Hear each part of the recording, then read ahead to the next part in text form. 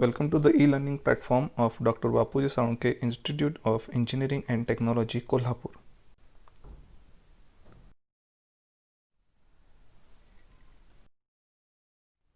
So in last lecture, we learned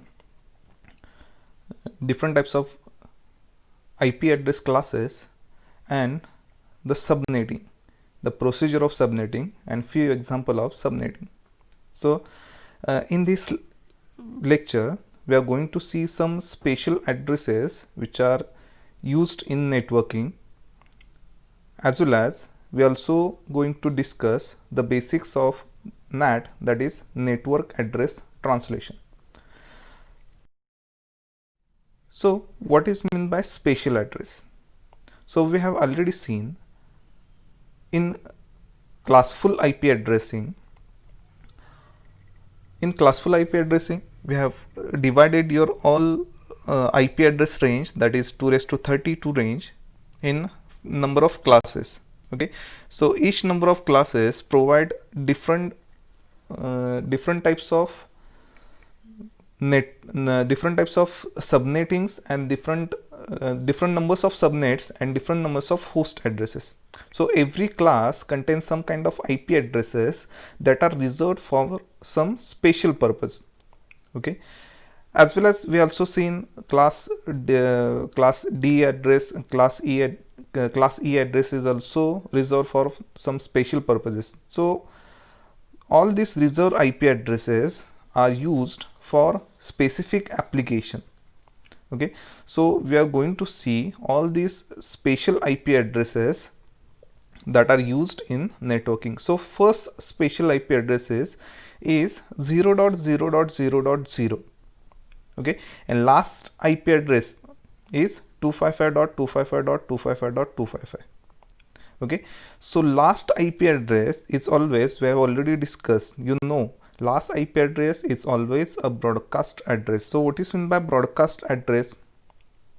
So if particular packets destination address, if we mark particular packets destination address is 255.255.255.255, then that packet will be received by all the active nodes in your network. Okay, that's why it's called as broadcast. Broadcast means one to all, that is how many numbers of machines are connected to your network, all machine will receive the packet whose destination address is 255.255.255.255. okay, so first address, that is 0.0.0.0. so that IP address is basically a non-routable IP address. Okay, so what is meant by non-routable IP address? That means it is the packet whose destination address is, that is 0.0.0.0 will routed with a predefined gateway, we can say. Okay, so that IP address have different meanings in different contexts. Okay, that means in various situation the meaning of 0.0.0.0 is different. Okay, for example, in context of client computer, this special IP address means the client is not connected to any TCP/IP network. Okay, so that means if you have a machine whose IP address is 0.0.0.0, that means your computer or client machine is not connected to any kind of TCP/IP network. Okay, so another is this IP address is used in DHCP. So we have already discussed how DHCP works. Okay, so basically DHCP client, or why DHCP is required, I'll give a short information. DHCP is dynamic host configuration protocol. Okay, so DHCP is used whenever client don't know its own IP address. Okay, so it sends a request to the nearest DHCP server, and DHCP server will reply back to the DHCP client with the valid IP address. Okay, so initially client don't have any kind of IP address. Okay, so initially DHCP client's IP address, that means source IP address value, is always 0. Okay, so as you've seen here, source IP address is 0. Source IP address is 0. Whenever a DHCP client sends DHCP discover message as well as DHCP request message, so the packets of DHCP discover or DHCP request, DHCP client includes its IP address as a 0.0.0.0. Okay, म्हणजेच काय, थोडक्यात सांगतो मी, जेव्हा क्लायंटला स्वतःचा IP address माहीत नसतो त्यावेळी तो जेव्हा IP ॲड्रेस मिळवण्यासाठी रिक्वेस्ट पाठवतो DHCP सर्व्हरला, त्यावेळी तो स्वतःचा IP ॲड्रेस माहीत नसतो, त्यामुळे तो टाकतो 0.0.0.0. ओके, आणि त्यानंतर डेस्टिनेशन IP ॲड्रेस टाकतो 255.255.255.255. जसं लास्ट स्लाईडमध्ये आपण बघितलं, this type of IP address is broadcast. That means हा जो पॅकेट आहे तो काय होणार आहे, तर ब्रॉडकास्ट होणार आहे. म्हणजे जेवढे नेटवर्कमधले जेवढे मशीन्स आहेत त्या सगळ्या मशीनला तो पर्टिक्युलर पॅकेट रिसीव्ह होणार, आणि फक्त DHCP सर्व्हर जो आहे तोच फक्त त्या पर्टिक्युलर क्लायंटला रिप्लाय करणार. बाकीचे जे मशीन्स आहेत ते तुमचा हा पॅकेट आहे तो रिजेक्ट करणार. ओके, सो 0.0.0.0 याचा हे दोन कॉन्टॅक्ट्समध्ये किंवा ह्या दोन सिच्युएशनमध्ये. त्यानंतर आणखीन एक 0.0.0.0चा आणखीन एक यूज आपण म्हणू शकतो. तो कशासाठी होतो, so it is used as a IP placeholder. Okay, so IP placeholder for IP address whose IP address is 0.0.0.0 with net mask of 0.0.0.0. It means the default route. Okay, for example इथं तुम्ही इमेजमध्ये बघू शकताय, first जो IP address आहे त्याचा destination address आहे 0.0.0.0. त्याचा net mask आहे 0.0.0.0. ओके, याचाच अर्थ काय होतो, ज्या पॅकेट्सना डेस्टिनेशन ॲड्रेस आणि नेटवर्क मास्क हा 0.0.0.0 आहे, त्यांचा डिफॉल्ट गेटवे हा 10.172.112.1 असणार आहे.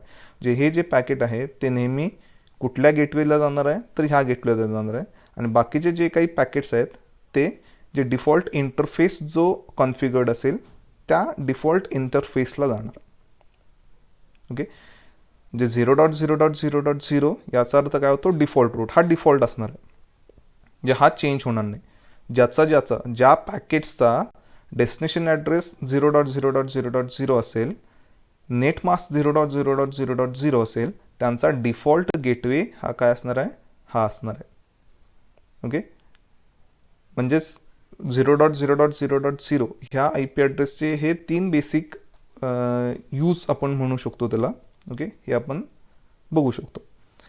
त्यानंतर नेक्स्ट जो कॅटेगरी आहे that is loopback IP address. Okay, so loopback IP address range, it starts from 127.0.0.0 to 127.255.255.255. Okay, so or we can say 127.0.0.0/8. Okay, so how many IP address will get in loopback IP address? Okay, so it's around 16 million IP address we get in loopback IP address. So what is mean by loopback IP address? Okay, so basically loopback IP address allows a device to send a message to itself. Okay, it's like a person talking to himself. Okay, so basically loopback IP addresses are used to check if NIC works properly, or we can say it is basically used to check the TCP IP stack. Okay, if your TCP IP stack is protocol stack is working properly or not, or it is used as a self diagnosis tool. So loopback IP address is used as a self diagnosis tool. Okay, so any of the IP address from 127.0.0.0/8 can be used for this purpose. Okay, so basically we don't use all these 16 million IP addresses as a loopback IP address. Typically we use 127.0.0.1. okay, if we are running any localhost server, then that localhost IP address is always 127.0.0.1. okay. जर तुम्ही local होस्टवरती एखादा PHPचा किंवा कुठलाही एखादा programme जर run करत असाल, तर तुम्ही बघितलं असेल लोकल होस्टच्या ठिकाणी लोकल होस्ट आपण टाकू शकतो किंवा त्याच ठिकाणी आपण 127.0.0.1 टाकतो. Okay, so same IP address आपण वेगवेगळ्या मशीनवरती यूज करू शकतो. ओके, म्हणजे आपल्याला 16 मिलियन्स IP ॲड्रेस यूज करायची गरज नाही. ॲक्च्युली ज्यानं IP ॲड्रेस डिझाईन केलं त्याला बहुतेक हे कळालं नसेल, कारण आता आपण हे 16 मिलियन IP ॲड्रेस आहेत, हे ॲक्च्युली वेस्टेडच आहेत, जे हे आपण आता यूज करत नाही आहे. ओके, आपण फक्त एकच यातला यूज करतो. Okay, so this is a loopback IP address. Next type of IP address is link local IP address. Okay, so link local IP address is actually self-generated IP address. Okay, so whenever a DHCP host cannot find the DHCP server, okay, then it allocate the particular ranged IP address to himself automatically. Okay, so that link local IP address range starts from 169.254.0.0 to 169.254.255.255, or we can say 169.254.0.0/16. okay, remember this line always. Okay, it is as the word says, it is self generated automatically. okay, म्हणजेच काय, कधी link local IP address आपण use करतो, तुम्ही बघितलं असेल एखाद्या वेळी तुमच्या DHCP सर्व्हरने जेव्हा तुम्ही एखादा क्लायंटला DHCP IP ॲड्रेस जो आहे तो DHCP सर्व्हरकडून जेव्हा घेत असता, DHCP सर्व्हरला कुठला कम्युनिकेशन प्रॉब्लेम आला किंवा कुठला प्रॉब्लेम आला, तर त्यावेळी DHCP सर्व्हरला कुठला प्रॉब्लेम जर आला तर त्यावेळी जो आपल्याला क्लायंट मशीनला जो IP ॲड्रेस मिळालेला असतो तो IP ॲड्रेस निघून जातो आणि त्याच्याऐवजी 169.254.something ह्या रेंजमधला एक IP ॲड्रेस तुमच्या मशीनला ऑलोकेट होतो. ओके, तर त्या IP ॲड्रेसला म्हणतो आपण link local IP address. Okay, so two important things regarding link local IP address. First thing is host cannot access the internet. That is, link local IP address is always non-routable IP address. Okay, हे महत्त्वाचं आहे सगळ्यात. Link local IP address हा non routable IP address आहे. म्हणजे जरी तुम्हाला link local IP address मिळाला असेल तुमच्या होस्टला, तरीसुद्धा तो इंटरनेटला कनेक्ट करू शकत नाही. तुमचे जे पॅकेट्स आहेत link local IP address use करून जे पॅकेट सेंड केलेले आहेत, ते पॅकेट कधीही राउटरच्या बाहेर जात नाही. ओके, सेम लॅनवरती काही सिच्युएशनमध्ये तुम्ही कम्युनिकेट करू शकता. Okay, that means host can communicate over other host on the same LAN, but it not always happens. Okay, so एक गोष्ट लक्षात ठेवा, फक्त होस्ट इंटरनेटला कनेक्ट करू शकत नाही, फक्त त्याला IP ॲड्रेस मिळू शकतो आणि बाकीचे जे काही सिम्पल ऑपरेशन्स आहेत ते ऑपरेशन तो करू शकतो. Okay, so that is link local IP address. Next type of IP address is private IP address. So this is one of the important IP address range which is used in networking. Okay, so what is meant by private IP address? So basically in every class some of the IP addresses are reserved for the private as a private IP addresses. Okay, so what is meant by private IP addresses? Router will not deliver the packet with the private IP addresses. Okay, first thing, router will not forward the packet whose IP address is private IP address. Okay, so basically why private IP address is used? Okay, so as we know, IP address range is, or how many IP addresses we have is 2^32 IP address. Okay, so actually technically in 2011 we have exhausted all our IPv4 IP addresses. Okay, so currently technically we don't have any new IPv4 address, but still we are using IPv4 address. How this is possible? This is possible because of this private IP addresses. Okay, so generally आपण दोन terms use करतो, private I P addresses आणि public I P addresses. जेव्हा आपण private नेटवर्कमध्ये एखादे आपल्याला LAN create करतो, लॅन क्रिएट केल्यानंतर त्या लॅनला जे काही मशीन्स आपण कनेक्ट करणार आहे त्या मशीन्सना आपण प्रायव्हेट आय पी ॲड्रेस जी रेंज आहे त्या प्रायव्हेट आय पी ॲड्रेस रेंजमधली कुठला तरी आय पी ॲड्रेस असाइन करतो. आता हा private I P address range जी आहे ती फ्री टू यूज आहे, म्हणजेच काय, कुठल्याही नेटवर्कमध्ये हा प्रायव्हेट आय पी ॲड्रेस आपण यूज करू शकतो. पण असं जेव्हा आपण IPv4ची डेफिनेशन बघितली त्यावेळी तिथे काय सांगितलेलं होतं की इंटरनेटवरती कुठल्याही दोन मशीनचा आय पी ॲड्रेस हा कधीही सेम नसतो. पण इथे आपण म्हणतोय की प्रत्येक जण हा private I P address use करू शकतो. हे कसं पॉसिबल आहे? तर हे पॉसिबल आहे राउटरमुळे.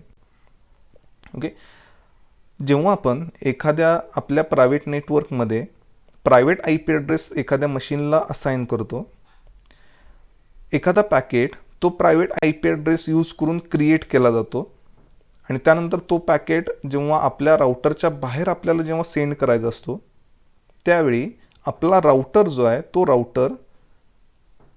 तो प्रायव्हेट आय पी ॲड्रेस आहे तो पब्लिक आय पी ॲड्रेसमध्ये मॅप करतो आणि त्यानंतर तुमचं पॅकेट आहे ते बाहेरच्या नेटवर्कला फॉरवर्ड होतं. ओके, म्हणजेच काय, बाहेरच्या नेटवर्कसाठी आपण पब्लिकच आय पी ॲड्रेस यूज करतोय, private I P address use करत नाही. ओके, म्हणजेच काय, वेगवेगळ्या कॅम्पसमध्ये जसं BSITचा एक कॅम्पस आहे, दुसऱ्या ठिकाणी भारती कॉलेजचा कॅम्पस असेल, KITचा कॅम्पस असेल, तर प्रत्येक कॅम्पसमध्ये जरी आपण 192.168.0.0 टू 192.168.255.255 ही जरी रेंज आपण यूज केली तरीसुद्धा आपण इंटरनेटवरती ह्या सगळ्या कॅम्पसमधले मशीन्स कम्युनिकेट करू शकतो. कारण त्या आय पी ॲड्रेसची रेंज कुठंपर्यंत असणार आहे? फक्त त्यांच्या प्रायव्हेट नेटवर्कपर्यंतच असणार आहे. जेव्हा एखादं पॅकेट प्रायव्हेट नेटवर्कच्या बाहेर जाईल, जेव्हा राउटरच्या बाहेर जाईल, तेव्हा तो private I P address public I P address बरोबर मॅप होतो. नवीन आय पी ॲड्रेस आहे तो पॅकेटमध्ये इन्सर्ट केला जातो, त्यानंतर तुमचं पॅकेट हे फॉरवर्ड केलं जातं. Okay, that's a still we are using the IPv4 addresses. Okay, so this is one of the address saving mechanism used in networking. Okay, याच्याबरोबर आणखीन एक आपण mechanism address saving mechanism use करतोय. Okay, which is used along with the private I P address, that is network address translation. Okay, ते काय आपण next स्लाइडमध्ये बघूया. ओके, सो आपण तीन बेसिकली रेंजचे private I P addresses use करतोय. फर्स्ट जो आहे क्लास ए मधला तो आहे 10.0.0.0 to 10.255.255.255. Second one is from class B, that is 172.16.0.0 to 172.31.255.255. Third one जो आहे तो आहे 192.168.0.0 to 192.168.255.255. Okay, so that IP address ranges we are using in our college. Okay, तुम्हाला आता लक्षात आलं असेल. सो जसं आता सांगितलं की नेटवर्क आय पी ॲड्रेस हे exhaust I P address IPv4 address आहेत ते आता एक्झॉस्ट होत आहेत. ओके, टेक्निकली 2011मध्येच एक्झॉस्ट झालेले आहेत, but by using the private I P address, okay, we are still able to use IPv4 addresses. Okay, आता network address translation ही एक स्कीमा आपण यूज करतो. नेटवर्क ॲड्रेस ट्रान्सलेशन स्कीमा काय आहे? आता फॉर एक्झाम्पल एखादा तुमचा जर इंटरनेट सर्व्हिस प्रोव्हायडर आहे जो तुम्हाला आय पी ॲड्रेसेस असाइन करतो आणि डेटा सर्व्हिसेस प्रोव्हाइड करतो. ओके, आता हा आपला नेटवर्क आहे, प्रायव्हेट नेटवर्क आहे. प्रायव्हेट नेटवर्कमध्ये 1 2 3 4 5 हे 5 PC कनेक्टेड आहेत. हा आपला डिफॉल्ट गेटवे किंवा राउटर आहे. आता या 5 PCंना तुमच्या ISP बरोबर जर कम्युनिकेट करायचं असेल तर काय लागणार ह्यांना? तर आय पी ॲड्रेस लागणार. मग ISP काय करतो? आय पी ॲड्रेसेस असाइन करतो सगळ्यांना. Okay, so that I P address range start from 1.2.4.1 okay, और 1. 2.0.0 जे काही असेल ते 1.2.3.139 140 141 142 like this. Okay, so in this scenario, one important thing is all the machines including the default gateway and ISP using the public IP address. Okay, याच्यामध्ये सगळेच लोक हे जे काय यूज करतात तर पब्लिक IP ॲड्रेस यूज करतात. Okay, तर एवढे जर पब्लिक IP ॲड्रेस आपण सगळीकडे यूज करायला गेलो तर आपले IP ॲड्रेस आहेत ते संपणार. ओके, जे मॅक्झिमम डिव्हायसेसना आपण IP ॲड्रेस यूज करू शकत नाही. मग याच्यावरती सोल्युशन काय? तर याच्यावरती सोल्युशन आहे network address translation. Network address translation काय करतं? आपण प्रायव्हेट IP ॲड्रेस रेंजमधला कुठलाही IP ॲड्रेस आपल्या प्रायव्हेट नेटवर्कच्या मशीनला देऊ शकतो. त्यानंतर डिफॉल्ट गेटवे काय करणार? तो प्रायव्हेट IP ॲड्रेस एका पर्टिक्युलर पब्लिक IP ॲड्रेसला मॅप करणार आणि त्यानंतर तुमचे पॅकेट हे फॉरवर्ड करणार. ओके, म्हणून याला म्हणतो आपण network address translation. Okay, so first benefit जो आहे नेटवर्क ॲड्रेस ट्रान्सलेशनचा, ओके, सगळ्यात मोठा बेनिफिट जो आहे तो आहे सिक्युरिटीचा. ओके, सो नेटवर्क ॲड्रेस ट्रान्सलेशनमध्ये सिक्युरिटी इम्प्रूव्ह होते. कशी इम्प्रूव्ह होणार आहे? कारण नेटवर्क ॲड्रेस ट्रान्सलेशनमध्ये आता बाय डिफॉल्ट जर आपण सगळीकडेच पब्लिक IP ॲड्रेस यूज केला, that means ISP is directly able to access your any machine. Okay, कुठलंही मशीन हे ॲक्सेस करायला एबल आहेत. ओके, पण जर इथं आपण प्रायव्हेट IP ॲड्रेस जर यूज केलं तर आपण प्रायव्हेट नेटवर्कची सिक्युरिटी ही इम्प्रूव्ह करू शकतो. ओके, कारण ISP हा डायरेक्टली ॲक्सेसेबल कुठे असणार आहे? फक्त डिफॉल्ट गेटवेपर्यंत असणार आहे. त्याच्यापुढे त्याला माहीत नाही की कुठल्या मशीनचा प्रायव्हेट IP ॲड्रेस कुठला आहे. ओके, हे फक्त कुणाला माहीत आहे? डिफॉल्ट गेटवेला माहीत आहे. ओके, दॅट मीन्स याची रेंज कुठंपर्यंत आली? फक्त डिफॉल्ट गेटवेपर्यंत आली. आतल्या नेटवर्कपर्यंत तो पोहोचू शकत नाही. ओके, याच्यामुळे सगळ्यात इम्पॉर्टंट कुठली गोष्ट झाली तर याच्यामुळे आपली नेटवर्कची सिक्युरिटी ही इम्प्रूव्ह झाली. ओके, दुसरा इम्पॉर्टंट ॲडव्हान्टेज याचा काय मिळाला आपल्याला तर save the address. Okay, network address ट्रान्सलेशनमुळे आपले जे IP ॲड्रेसेस आहेत ते सेव्ह झाले. कसे सेव्ह झाले तुम्हाला कळालं असेल, आपण जे प्रायव्हेट IP ॲड्रेसमध्ये डिस्कस केले त्याप्रमाणे. Okay,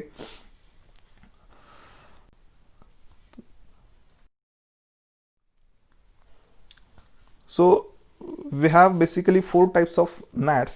Okay, we are using. First type is static NAT, second type is dynamic NAT, third one is PAT, that is port address translation, and fourth one is port forwarding. Okay, so first, that is static NAT. So what is meant by static NAT? One public IP address is mapped to one private IP address and that public IP address never. Okay, जसं for example हा internet आहे, router आहे. Okay, हा web server आहे, त्याचा IP address आहे 192.168.100.2. हा FTP server आहे, त्याचा IP ॲड्रेस आहे 192.168.100.3. हा मेल सर्वर आहे, त्याचा IP ॲड्रेस समथिंग 192.168.100.4 असेल. ओके, जेव्हा आपण स्टॅटिक नेट यूज करतो त्यावेळी गेटवे काय करतं? प्रत्येक वेब सर्वरला किंवा प्रत्येक होस्टला एक फिक्स्ड IP ॲड्रेस म्हणजे fixed public IP address assign करतं. जे प्रत्येक वेळी 192.168.100.2चं जे पॅकेट्स आहे आपल्या प्रायव्हेट नेटवर्कमधलं त्याला पब्लिक IP ॲड्रेस जो मिळणार आहे तो असणार आहे 1.2.3.4. 192.168.100.3 जो आहे त्याला IP ॲड्रेस मिळणार आहे 1.2.3.5. So that IP address never changes. Okay, तर हे सगळे सेटिंग्स जे आहेत म्हणजे आपल्याला जर स्टॅटिक नॅट क्रिएट करायचं असेल हे जे सेटिंग आहे ते आपण कुठे करतो तर आपल्या राउटरवरती करतो. हे लक्षात ठेवा. ओके, आपण नेटवर्क ॲड्रेस ट्रान्सलेशन कॉन्फिगर कुठं करायचं आहे तर आपल्या राउटरवरती कॉन्फिगर करायचं आहे. ओके, आता नेटवर्क ॲड्रेस ट्रान्सलेशन कुठे यूज करतो? जसं आता सांगितलं नेटवर्क ॲड्रेस ट्रान्सलेशन हे सगळ्यात एक्सपेन्सिव्ह आहे कारण आपल्याला जास्त number I P address use करावं लागतं, कारण वेब सर्व्हर जर जास्त असतील तर प्रत्येक वेब सर्व्हरला आपण वेगळा आय पी ॲड्रेस यूज करावा लागतो. मशीन्स जर जास्त असतील तर प्रत्येक मशीनला आपल्याला वेगळा आय पी ॲड्रेस यूज करावा लागणार आहे. ओके, त्यामुळे हे सगळ्यात एक्सपेन्सिव्ह आहे. त्यामुळे हे ज्या स्टॅटिक नॅट जो आहे तो स्पेशल पर्पजेससाठी आपण यूज करतो. म्हणजे आपल्याला जर तुमचा जर वेब होस्टिंग असेल, ओके, वेब होस्टिंग किंवा डेडिकेटेड सर्व्हर्स असतील, ओके, तर त्या ठिकाणी आपण स्टॅटिक नॅट यूज करतो. Okay, so this is static NAT. This dynamic NAT. Okay, so what is meant by dynamic NAT? So dynamic NAT means it is basically dynamically assigns the IP addresses. Okay, dynamically assigns the IP address means whatever request came from particular your private network, router just take any IP address, any public IP address from the list and assigns to that machine. Okay, so basically router, what actually router does, this actually maintains a small database, or we can say it is a pool of IP addresses. Okay, and whatever request came from a particular machine from your private network, it just assigns the particular any random IP address to that machine. Okay, so that binding, that is IP address, private IP address to public IP address binding is not fixed binding. Okay, so that binding is variable. म्हणजेच काय, जर पहिल्या एका time इन्स्टंटला 192.168.10.2 कडून जर एखादं packet आलं असेल तर त्याला 56.4.2.1 हा public I P address assign होणार. काही वेळानंतर त्याचं कम्युनिकेशन संपलं.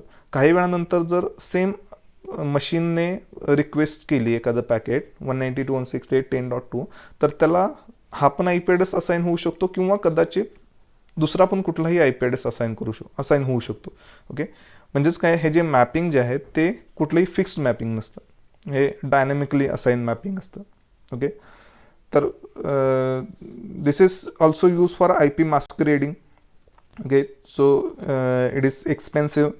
Okay, why it is expensive? Because router has to maintain the block of IP addresses. त्याला IP address चा ब्लॉक जो आहे तो असाइन करून ठेवावा लागतो. ओके, त्यामुळे याच्यासाठी ही जी टास्क आहे ती एक्सपेन्सिव्ह आहे. Okay, so static and dynamic.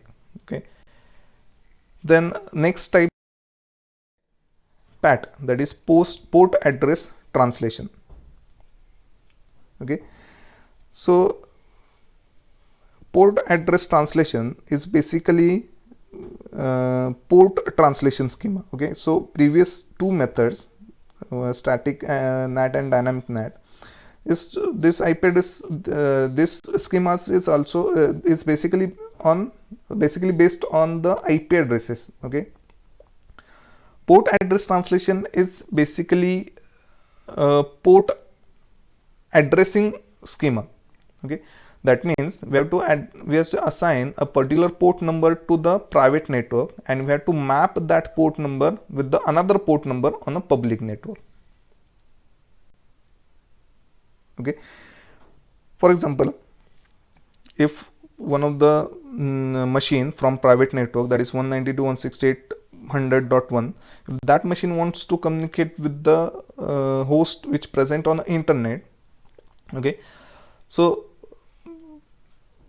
if that private network's machines is work on a port number 80, okay, at that time a router will dynamically assigns a mapped port number to the port number 80. म्हणजे जर private नेटवर्कमध्ये port number 80 use करत असेल तर router काय करतो, त्याला appropriate public नेटवर्कसाठी वेगळा पोर्ट नंबर असाइन करतो.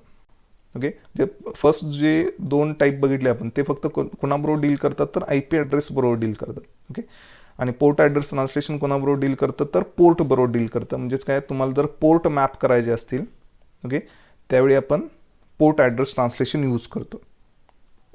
Okay, so basically port number is used to assign the traffic on a specific port on the network. Okay, specific port वरती जर आपल्याला ट्रॅफिक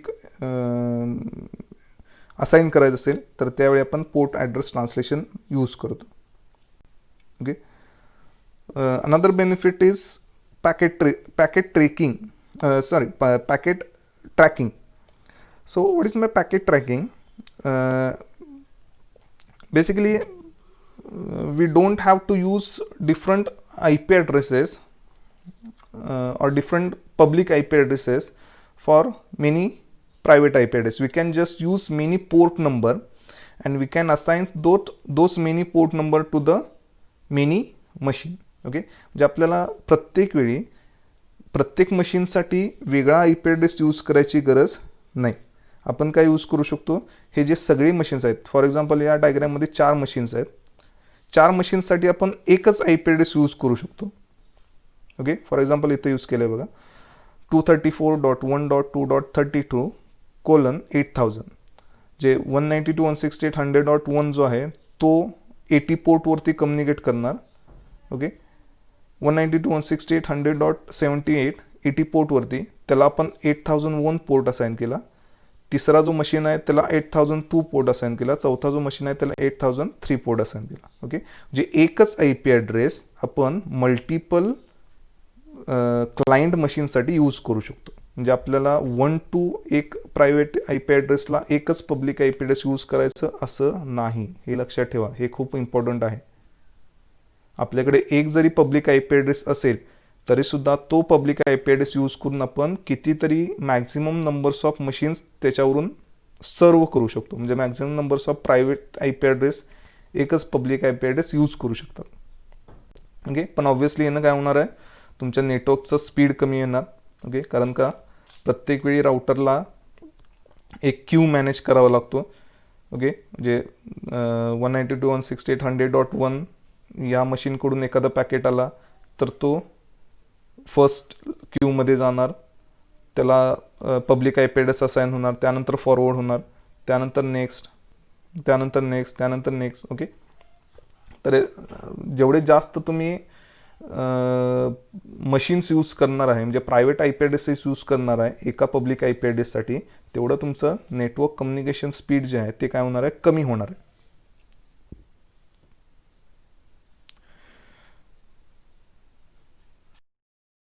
जो आहे actually it is part of your Pat.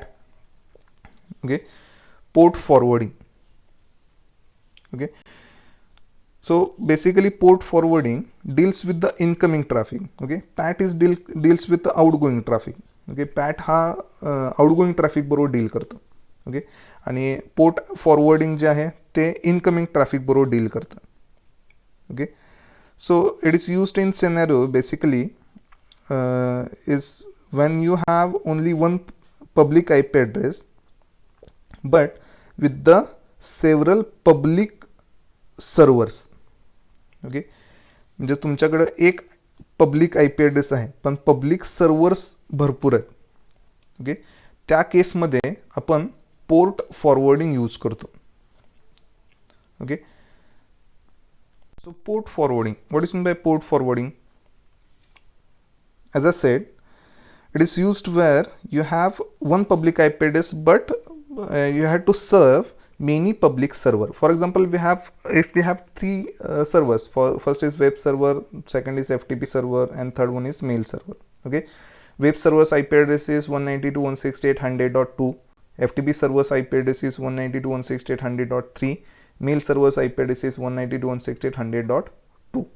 Okay, if we want to serve all these 3 servers, okay, and if we have only one public I P address, okay, एकच public I P address आहे, तर या केसमध्ये आपण काय करतो, web सर्व्हरचं जे traffic आहे, वेब सर्व्हरचं ट्रॅफिक हे HTTP पोर्टवरून आपण फॉरवर्ड करतो, FTP सर्व्हरचं FTP पोर्टवरून फॉरवर्ड करतो, मेल सर्व्हरचं आपण SMTP, SNMP, SMTP और POP3 whatever services you are using त्या सर्व्हिसच्या पोर्ट नंबरनुसार आपण फॉरवर्ड करतो. ओके, तर पोर्ट फॉरवर्डिंगमध्ये आपण काय करतो, पब्लिक आय पी ॲड्रेस हा ॲज पर द सर्व्हरनुसार त्या पब्लिक आय पी ॲड्रेसला आपण एक पोर्ट नंबर असाइन करतो. फॉर एक्झाम्पल वेब सर्व्हरला आपण पोर्ट नंबर किती असाइन केला आहे, 80 असाइन केला आहे. FTP सर्व्हरला किती असाइन केला आहे, 21 असाइन केला आहे. मेल सर्व्हरला किती असाइन केला आहे, 25 असाइन केला आहे. Okay, that means whatever traffic came from internet, that traffic will be received on public IP address port number 80. Okay, आणि ते 80चं जे काही ट्रॅफिक आहे ते फक्त कुणाला जाणार आहे, 100.2ला म्हणजेच वेब सर्व्हरला जाणार आहे. FTP सर्व्हर आपण कॉन्फिगर करतो 21ला, म्हणजे इंटरनेटकडून FTP सर्व्हरसाठी जे ट्रॅफिक येणार आहे ते कुठं रिसीव्ह होणार आहे, तर 21 पोर्टला, म्हणजे पब्लिक IP ॲड्रेसच्या 21 पोर्टला रिसीव्ह होणार, आणि ते डायरेक्टली कुठं जाणार आहे, आपल्या नेटवर्कच्या 100.3 म्हणजेच काय, FTP सर्व्हरला. सेम मेल सर्व्हर, ईमेलचा जो काही डेटा आहे तो आपण पब्लिक IP ॲड्रेसला पब्लिक IP ॲड्रेसच्या 25 पोर्ट नंबरला रिसीव्ह करणार आहे आणि तो सेंड करणार डायरेक्टली मेल सर्व्हरला. ओके, जे एकच IP ॲड्रेस म्हणजे तुमचा हा ज्या अदर साईडचा IP ॲड्रेस आहे तो आपण सिंगल IP ॲड्रेस यूज करतो, फक्त त्याच्या सर्व्हरच्या ॲप्लिकेशननुसार आपण पोर्ट नंबर फक्त डिफरंट यूज करतो. तो पोर्ट नंबर फक्त त्या स्पेसिफिक टाईपचाच डेटा फक्त रिसीव्ह करणार, म्हणजे 80 पोर्ट असेल तर तो फक्त HTTPच डेटा रिसीव्ह करणार, FTP किंवा SMTPचा डेटा रिसीव्ह करणार नाही. ओके, तर याला म्हणतो आपण port forwarding. So 4 types: static, dynamic, PAT and port forwarding. Okay, so today we have discussed what is meant by different types of special IP addresses, private IP addresses, then network address translation, types of network address translation, that is static, dynamic, pat and port forwarding. Okay, so these topics are basically especially NAT topic. NAT topic is very important topic. Okay, if we have in NAT in our syllabus we don't have NAT configuration. Okay, we just have IP address configuration. Okay, so the practical part, whenever we reach to the end of our first chapter, then we will start some basics of router configuration. Okay, त्यावेळी आपण router कॉन्फिगरेशनचं थोडंसं basic starts करूया. Okay, जेवढे मला online session घेता येतील regarding practical तेवढे आपण इथे कंडक्ट करूया. ओके, जर याच्यामध्ये कुठलाही प्रॉब्लेम असेल, कुठला पॉईंट समजला नसेल, तर डिस्कशन फोरम जे फर्स्ट चॅप्टरचं क्रिएट केलेलं आहे त्याच्यामध्ये पोस्ट करा. ओके, जर एखाद्या विद्यार्थ्याने पोस्ट केला असेल आणि दुसऱ्या विद्यार्थ्याला त्या क्वेश्चनचा आन्सर माहीत असेल तर तो डायरेक्टली तिथे आन्सर पोस्ट करू शकतो. ओके, तर हा डिस्कशन फोरम आहे, सगळ्या स्टुडंटनी त्याच्यामध्ये पार्टिसिपेट करायचं आहे. त्यांचे क्युरीज मोस्टली एकमेकांच्या क्युरीज एकमेकांनी रिझॉल्व जर केल्या तर त्याचा फायदा तुम्हाला येऊ शकतो. ओके, जर रिझॉल्व नाही झालं तर मी रिझॉल्व करण्याचा प्रयत्न करतो. Okay, so this is for today's lecture. We will see next topic, okay, in next lecture. Okay, so thank you.